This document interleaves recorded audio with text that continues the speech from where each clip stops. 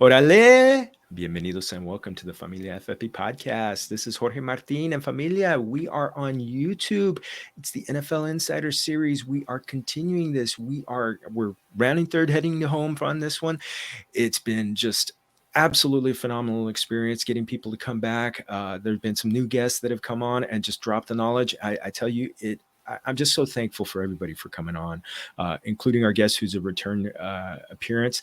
I just tell you that the amount of fantasy football information that has been gained through this series has just been phenomenal. I can't. I've been listening back to some of these. I'm going to be dropping articles on these pieces, on each of these podcasts, and I tell you, there's going to be so much valuable information that's going to help you win your leagues. And when it comes to valuable information, I tell you, you got to go to fantasypoints.com. Familia, you got some of the best fantasy minds out there. I mean, the guru himself, John Hansen. I mean, he's going to be coming up as a guest soon. Graham Barfield, Joe Dolan, recent guest. Joe is also doing a beat writer series that has just been just fantastic. I mean, I tell you, Scott Barrett, some of his work is just some of his long form work is some of the best stuff that I've seen out there to give you just kind of information that helps you win. Tom Brawley helping you win with so many new data points and research tools that have been brought on by Chris Weck and Brett Whitefield, the new additions to the team.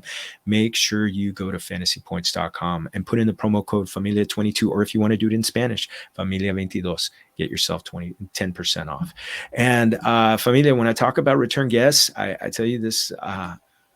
I remember kidding him last year that I asked him because his first name is shared with the right fielder for the Dodgers, and I figured if he's anywhere near as talented as Mookie Betts, hey, you know what? I'll take it.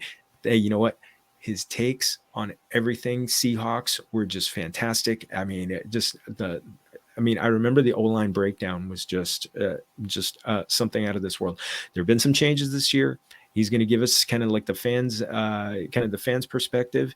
He is the managing editor of Field Gulls. He's also the associate editor over at Bloody Elbow. He does doing some MMA work right there. Adios, those guys, I don't know how they do it, but it's easier to cover them from the outside. His takes on tacos just almost as caliente as what he did with talking Seahawks. Familia, let us welcome in. Bienvenido to Mookie Alexander. Mookie, thank you for joining us. Estás en tu casa. Thank you. Muchas gracias. Muchas gracias, mi amigo. It's great to be back again. Certainly a lot has changed from last year when I was on, and it's also going to have a great impact on whether any fantasy players want to take any Seahawks this season, because it is unlike a lot of other seasons that we've become accustomed to under Pete Carroll. This is more like the first couple of years with Carroll before Russell Wilson. And now we're in the post-Russell Wilson era, which means not a lot of great expectations. And that's the thing, it's been several months now. It's been about 3-4 months since the Russ trade. Mm-hmm. Can you give me, first off, the reaction, which I guess was volcanic from when you trade a superstar quarterback at the time, and kind of like how the level of acceptance has come over the 12s, the Seahawks fan base?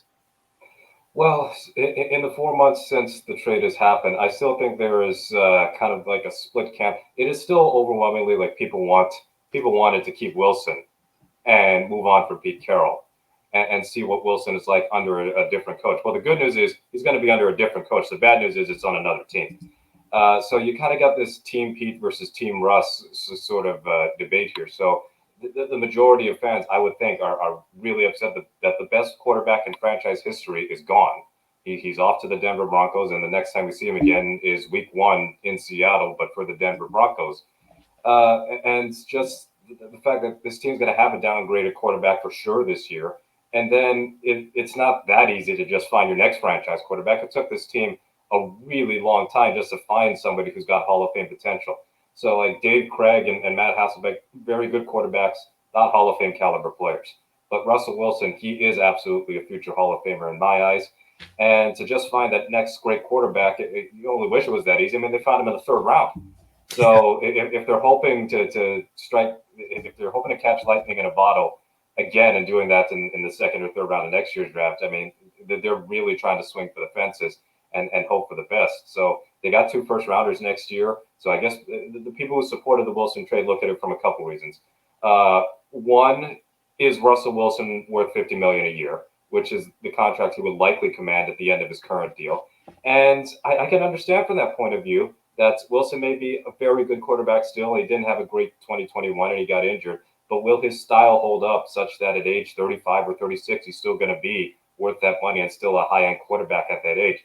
I am not entirely sure about that. And then the second bit is the team, even with a healthy Wilson last year, they just look like they'd run their course. So the lack of draft picks has really been a problem. So by trading Wilson, they get several draft picks. They get maybe a player of the future in Noah Fant at tight end. Drew Lock is kind of like a throw-in as part of the deal. So if he's any good, then you keep him. If not, then you just let him walk in free agency. But the whole idea, I guess, for those who wanted to trade Wilson is, and keep Pete presumably, rebuild through Pete, because Carroll has already rebuilt this team successfully once before. Can he do it again in the same vein that he managed the 2012 squad, which is, Wilson was one of the key components to the team's success, but they also had one of the best rushing attacks, one of the best defenses, if not the best defense. So they want to have that sort of balance again. And while I don't agree with the idea that Wilson's contract has been a hindrance to rebuilding or building another great team, there might be some who see that as we need to go cheap at quarterback, build the team first, and then get the quarterback second, because that's what happened with the first iteration of the Seahawks. But, I understand that the thought process, but, the thing I keep coming back to is look at how hard it is to get that guy. And, we're looking at what's happening in Cleveland right now with Deshaun Watson. And I mean, you look at the Panthers, how they paid up for Baker Mayfield, and I mean, could this be essentially, yes, you're building the team around it. You never want to use the word tank, but are they, maybe looking at it? Could there possibly be eyeballs looking at the 2023 draft, which has a lot of very talented passers that are supposedly coming back, maybe a similar passing quarterback class as 2021? Yeah, they won't tank, or at least not on purpose. But the whole deal with Pete Carroll is he believes that he can compete with any team or with any quarterback he has. I mean, his very first year with the team, one of the worst rosters in the league, and that's why they had to make so many different transactions, to trade so many people, cut so many people, and sign so many people. The goal was to win the division. And if you looked at the 2009 Seahawks from the Jim Mora year, you wouldn't back anybody. Not a single person would have backed the 2010 Seahawks to win the division. Now they did win it. They also went 7-9, and that's not repeatable. I don't think we're going to get too many instances again of a division that bad, resulting in a 7-9 or 7-10 or 8-9 division title. But yeah, the 2022 draft, not a deep quarterback class, and that's why I think the Seahawks didn't bother taking Desmond Ridder or Malik Willis or I don't think they were ever in for Kenny Pickett, but the quarterbacks that were widely mocked to Seattle, they didn't go for them. They didn't go for Mayfield when they could have had him as part of a trade agreement. And it looks like it's going to be Geno Smith and Drew Lock and a distant third, Jacob Eason, competing for 2022. But again, Geno on a one-year deal. Lock's contract is expiring. Eason, I'm not really going to bring up too much because he's just not an NFL caliber quarterback. So it is very likely that none of the quarterbacks on this year's roster is on next year's team. So you look at the 2023 draft, and I don't want to go too deep into this. You would think in theory that C.J. Stroud and Bryce Young and Will Levis and Grayson McCall, maybe Anthony Richardson, it's a deeper quarterback class in theory next year than it was this year. But again, we're in mid-July. So we know that just through mock drafts of years past, what you mock at the end of, or rather what you mock before the start of the college football season is going to look so different by the end of it. Like nobody had Joe Burrow as the number one overall pick a couple years ago prior to the start of that 2019 college football season. Not one person. And look what happened. He's the number one pick. Everybody was going like, Tua, you got to tank for Tua. Well, it turns out Tua ended up going like number 5 or number 6. So CJ Stroud and Bryce Young may be 2 top 5 quarterbacks, but Spencer Rattler was, I'm pretty sure, considered to be a high value draft pick if he had come out for the draft. He's not any good and probably won't be any bit NFL caliber. So a lot of things change at the college scene that you can't just bank on something a year in advance in the college game as far as finding your quarterback of the future. So speaking of quarterbacks, let's talk about the quarterbacks of the present. And it's going to be a bit of a competition. Drew Lock came over in the Russ trade and mixed results, up and down, probably more down than up in Denver. You got Geno Smith, who played, had a couple of creditable games subbing in for Russ. He's been more of a journeyman in his time.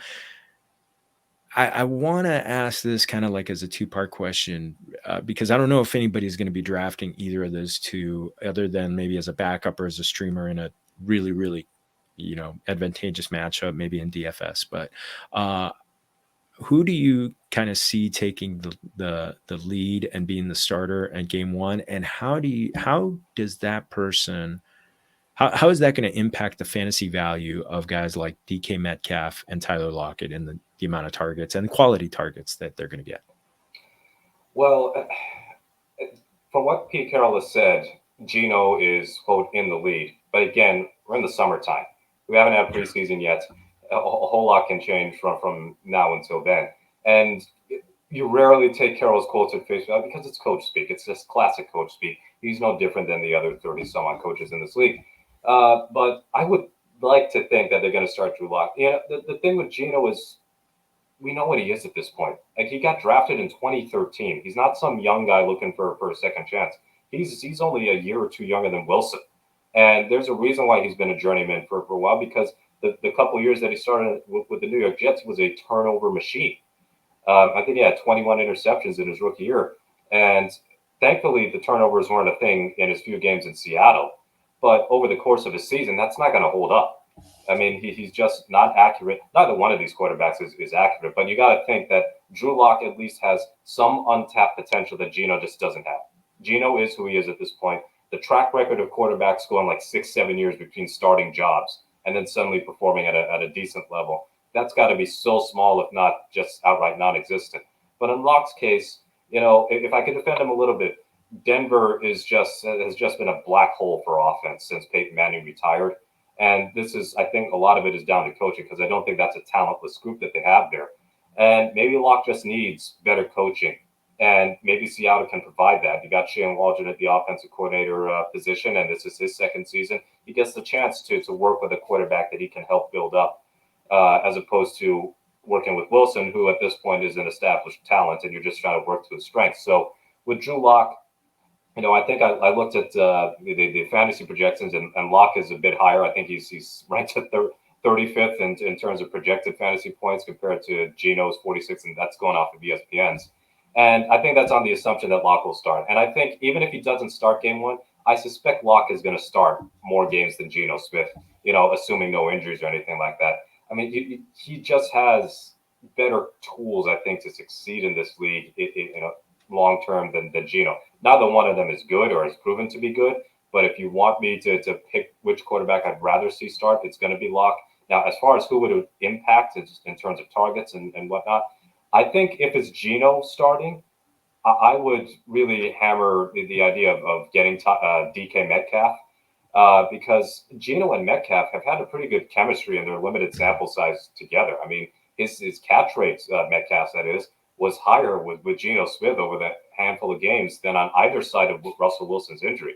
It's kind of crazy to think about. Like, Metcalf has been pretty productive, and I think part of his Geno will just trust the big security blanket. Bad quarterbacks like to go to their big security blankets, and DK Metcalf fits that bill better than Tyler Lockett, who is a fantastic receiver, but you're dealing with a smaller target. And even though he's hit on some nice passes to Lockett, he had a big game against Jacksonville. Over the course of the season, I mean, you're not going to be playing Jacksonville 17 times a year.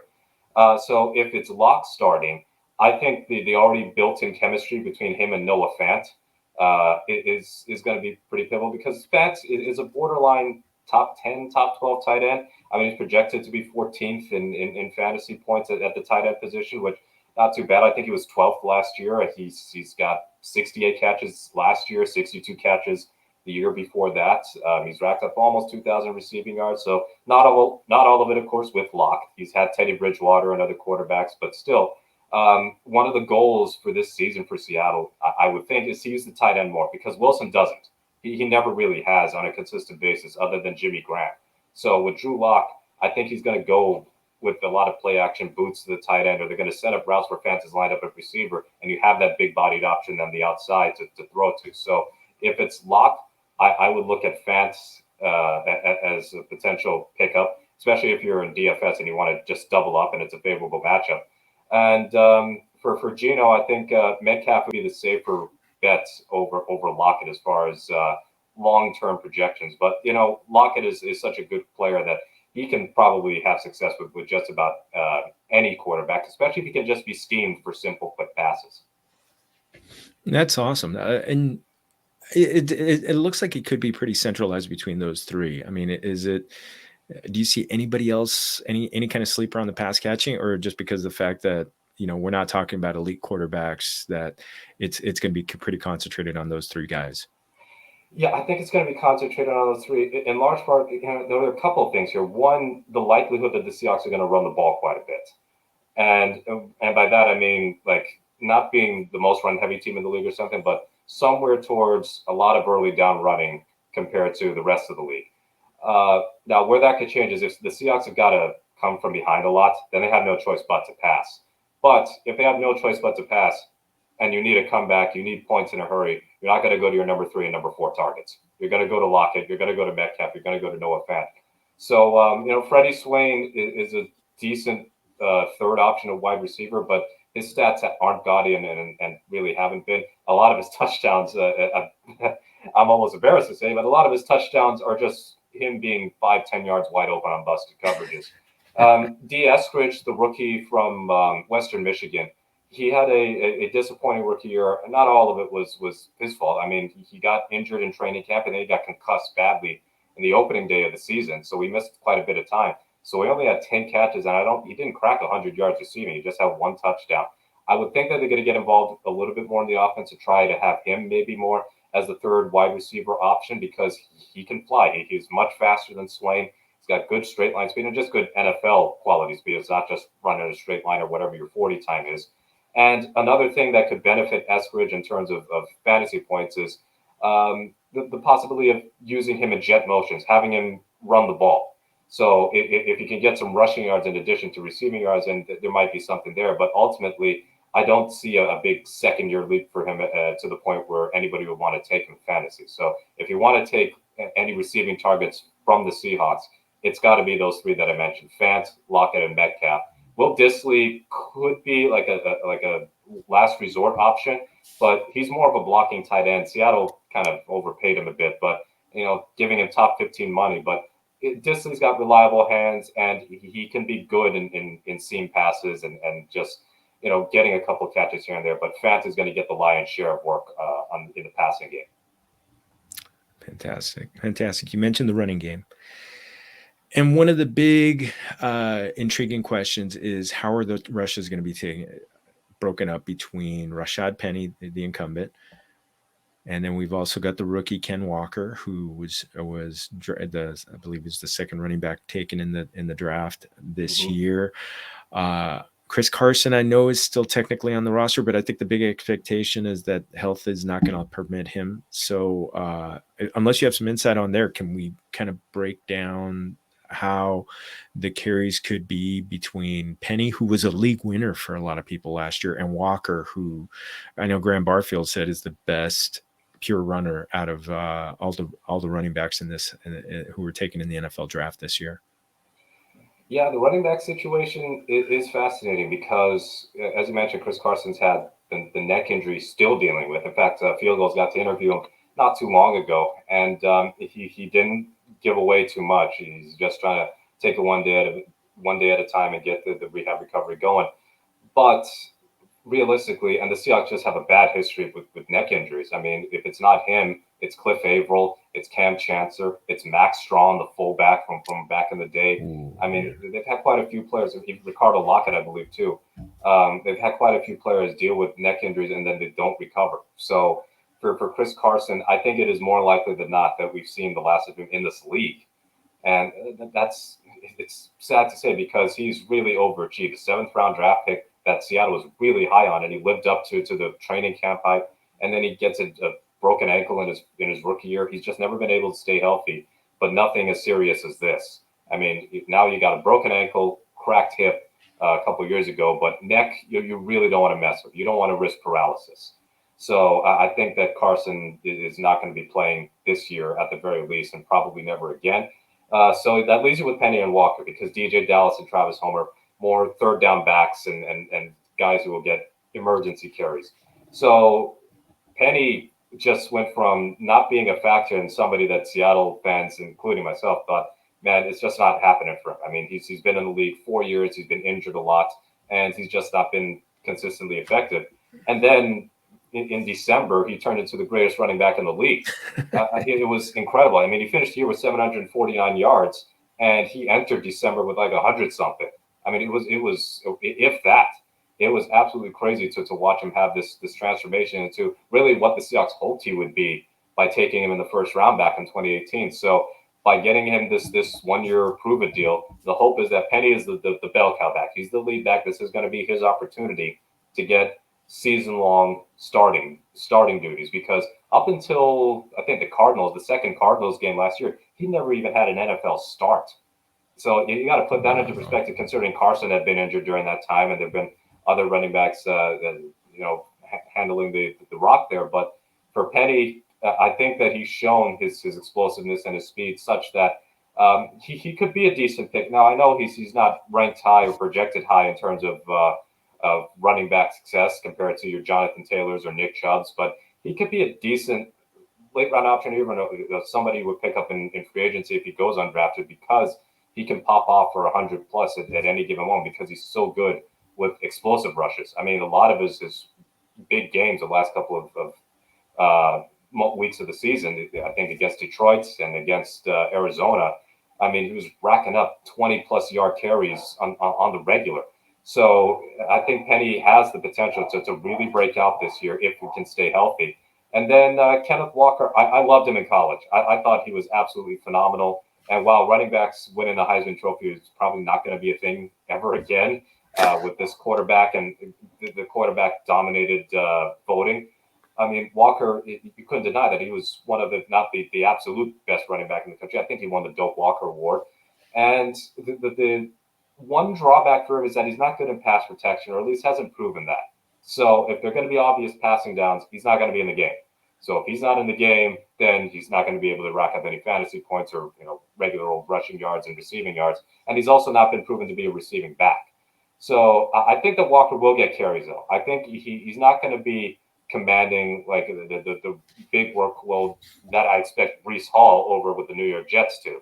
Like I expect Breece Hall to be running back number one, and he could have a really good season in that offense. But for Walker, I see him as more of a second running back option who can maybe pop off for 40, 50 yards here and there, but not somebody who's going to be, over the course of the season, be the lead back.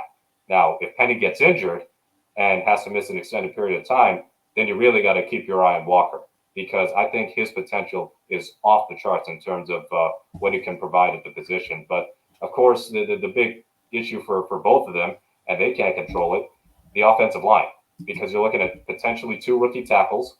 Charles Cross, he's absolutely going to start day one for Seattle left tackle. And then maybe Abe Lucas at right tackle, the third-round pick out of Washington State. He's in a competition with Jake Curran. And Jake Curran is an undrafted free agent who from 2021. So he's a second-year player.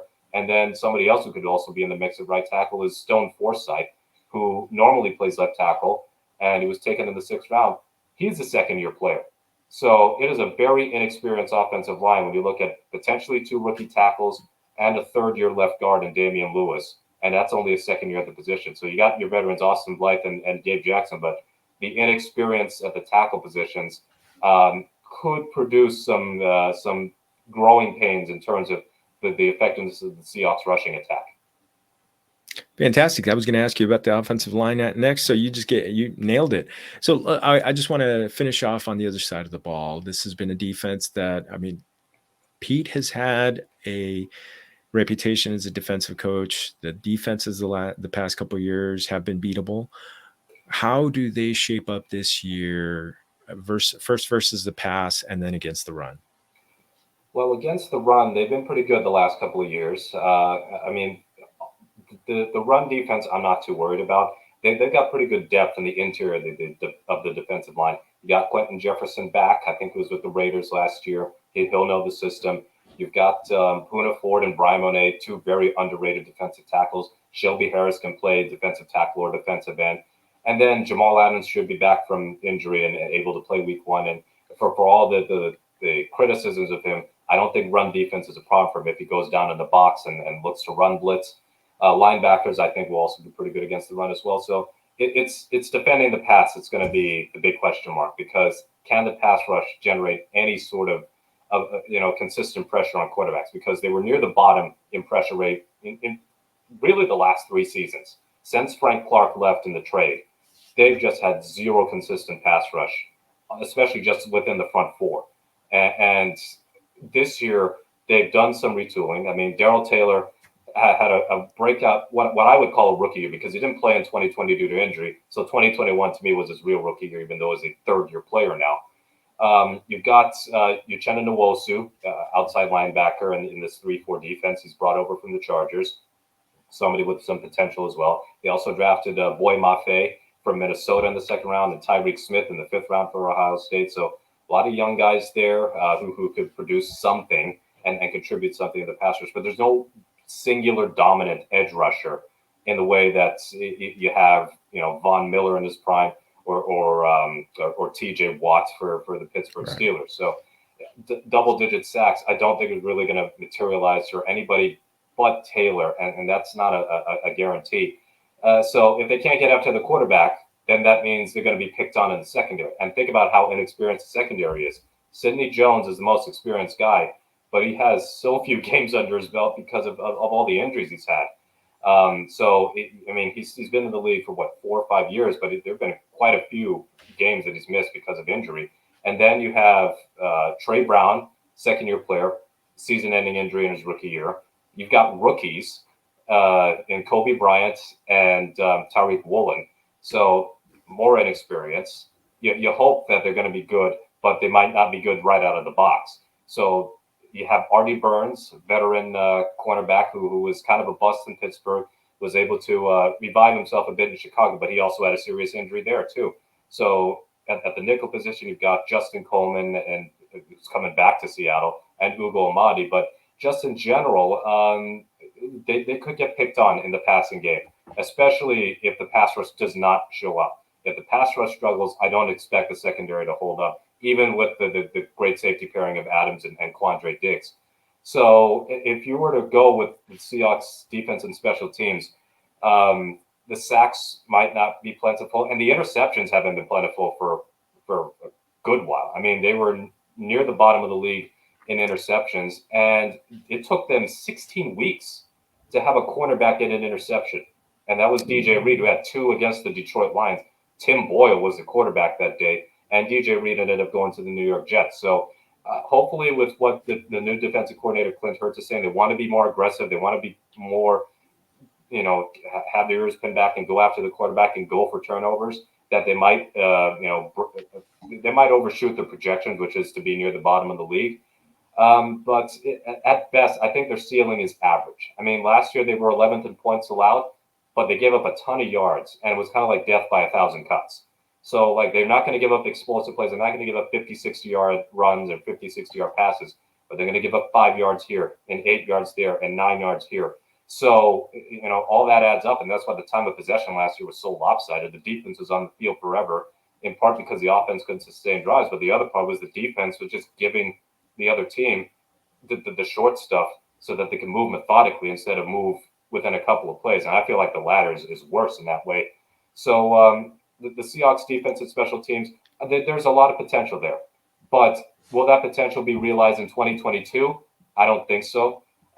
we might revisit this. If I'm back on here in 2023, I might be more bullish on the Seahawks defense and special teams than I am for 2022. But the special teams, Jason Myers, I would not recommend picking as a kicker. Maybe though, every other year he seems to be good, and then every other year he turns into like Blair Walsh, somebody who can't be relied upon. So he was not good last year. Maybe he's good this year, but the problem is the only way you can get DST would be defensive touchdowns, sacks, depending on what you're in. And the defense, I mean, they haven't had a defensive touchdown in quite some time. They've had a couple of return touchdowns, I think, during that span on special teams. But as far as individual kickers, if you're in a regular old classic fantasy league, I would not recommend Jason Myers at all, especially since you don't expect the Seahawks to score a lot of points. So if they're not going to score a lot of touchdowns or even be in many scoring positions, you're not going to be picking Jason Myers if he's only going to be out there maybe once or twice a game. Yeah, and those might be just point after. So, Mookie, amigo, this was awesome. Absolutely awesome. Just another one. Just like Mookie Betts hitting it out of the park. Last one I just wanted to finish off with. Last year you gave us when you finished talking about tacos, I had to go have dinner because it was just so good. Any new Mexican food discoveries that you've had recently or any current favorites that you got going on? Could be anything. Well, there's actually a Mexican place down the block from where I live. I can just walk to it. And it's a fantastic, just proper restaurant. It's not one of those like fast food type of Mexican restaurants. It's got menudo, and it's like big bowls of menudo. I couldn't finish it on the first crack, and you have the hominy in there, and it's just so flavorful, and the aroma is just fantastic. And there's a place that I've been wanting to try. So this is a little different. I've been wanting to try. I probably will try it before before the summer's over. There's a place where I live, and it's near the city library, and I think it's called El Jefe's, and they specialize. I mean, they sell tacos and burritos, but it's their pollo asado, and it's right there on the grill. And from what I've seen from the pictures, I'm salivating over it because I like my chicken when it's grilled. I like it just a little bit darkened, not even a little bit. If it's darkened without it being just completely dry, if you know how to season, if you know how to marinate properly, it is going to just be flavorful from the skin all the way down to the meat. So I can't wait to try that. But I also have another place somewhere in, I think the city is called Aloha, but it's spelled like Aloha, Aloha. So it's spelled the same way, but it's pronounced differently out here. And I think it's called the Don Chelitos Mexican Grill. And they've got some fantastic tacos as well. I love carnitas. I think carnitas is the taco that I like the best. For my burritos, I prefer asado. I sometimes do a little mix, especially the one that I mentioned last year out in a town called Hillsboro. I get mixed meat, so for a little extra, I get the steak. So I get the asada, and I also get lengua. Ooh. Yes, the lengua asada combination is absolutely fantastic. And those burritos, I mean, if I get the regular size one, I always have to split it in half. Like I can't eat it all in one sitting.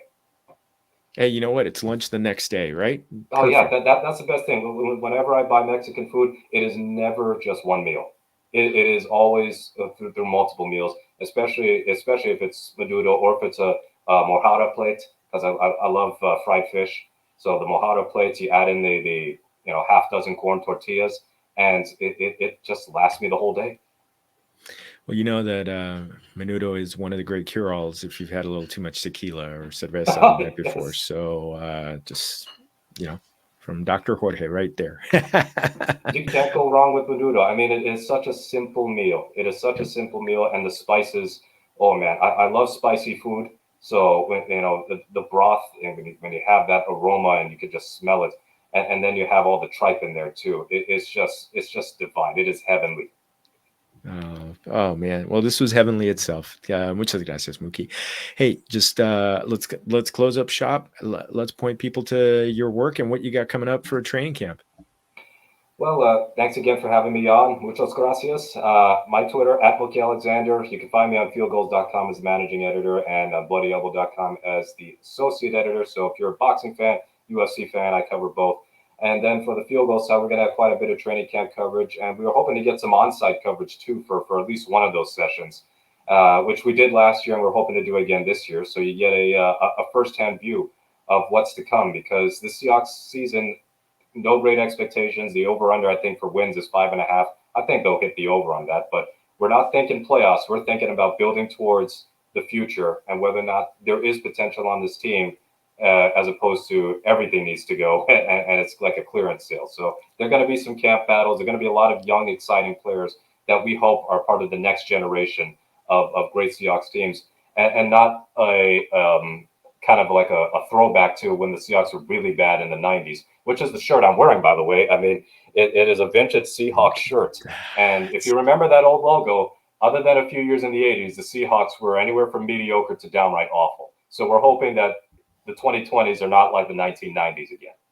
Oh yes, I remember that. I remember when they were just good enough to, lose in the playoffs in the 80s for a couple seasons there. So, well, hey, you know what? I know we've gotten Russell Wilson has spoiled us for a while. So, hey, think of good thoughts on those running backs. Maybe the running backs, and obviously DK Metcalf, who fell really hard in a draft that I did over the weekend, and I was just like, he was falling to me, and I think it was like the 7th round, and I was just like, oh my goodness, but he got picked like 2 slots before me. So, but still, I'd love to take the value on him. So, mi amigo. Great receivers.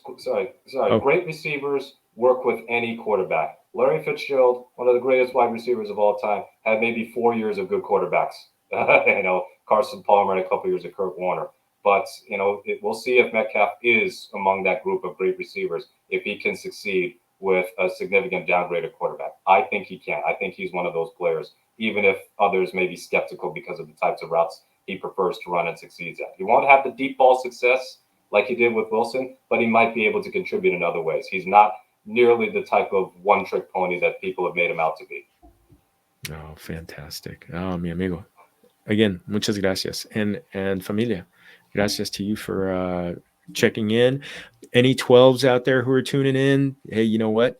We're gonna keep giving you plenty of fantasy football advice all through the rest of training camps and the exhibition season, all throughout shows throughout the week, all 17 weeks. We're going to be bringing it to you. And also remember, we're a proud member of the Fantasy Points Media Group. Go to fantasypoints.com, get that promo code Familia22, Familia22 if you want to do it in Spanish. Get 10% off on your subscription. And for everybody on our YouTube page, please give us a like and subscribe. We are really close to hitting that the 100 subscribers so that we can actually change our URL. So por favor, let's hit that subscriber button, and also go to familiafb.com for original content and have articles on all this NFL Insider series. And lastly, make sure you go to Familia FFB on Twitter and Instagram. And Facebook and Instagram, and I push out all the content from at Jorge Martin 17. Otra vez to our invitado, muchas gracias, and to you, everybody. Todos somos familia. Salud.